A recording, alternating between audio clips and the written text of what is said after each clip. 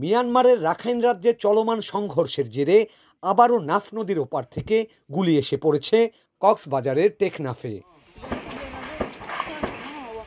রবিবার সকাল 9:30টার দিকে ওয়াইকাং ইউনিয়নের আমতলী এলাকায় আইয়ুব ইসলামের বসতঘরের টিনের চাল ভেদ করে গুলিটি ঢুকে পড়ে। যদিও হতাহতের ঘটনা ঘটেনি, তবুও সীমান্ত জুড়ে আতঙ্ক ছড়িয়ে পড়েছে। আমার এলাকায় আমরা গ্রামবাসী আতঙ্কিত আছি।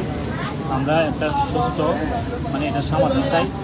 এই বিজিবি, বিশেষ করে বিজিবি কি কারণে কি সুবিধা এদেরকে মায়ানমারের রোহিঙ্গাদের দিচ্ছে আমরা জানি না।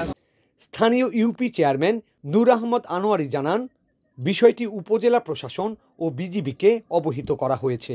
এর আগের দিনও সীমান্তের অপর দিক থেকে ছোড়া গুলিতে টেকনাফে এক বাংলাদেশি নারী আহত হয়েছিলেন। এরপর আমরা আতঙ্কিত হয়ে পড়ি। এরপর আবার শুনতেছি যে নাকি পাহাড়ের ভিতরে একটা গুলিবর্ষণ মহিলা পাই এমন অবস্থা। আমরা মহিলাটা এখন হাসপাতাল আছে, উনি অত্যন্ত গরিব মানুষ, এখন উনি চিকিৎসা করতে পারতেছেন। সরকারকে উদ্দেশ্য করে বলছি এদেরকে ওখান থেকে তাড়াই নিয়ে আসুক। এই দেশে স্থানের কেমন মধ্যে এরা পাঠিয়ে দাও। এখানে কোনো এরকম কোনো অসভ্য জাতি এখানে থাকতে পারে। আপনারা কেমন আতঙ্কে আছেন? আতঙ্ক আমাদের জানার কোনো নিরাপত্তাই নাই। কোন আমরা গুলি আসে আমাদের গায়ে পড়ে, তারপর নিরাপত্তাও নেই আমাদের।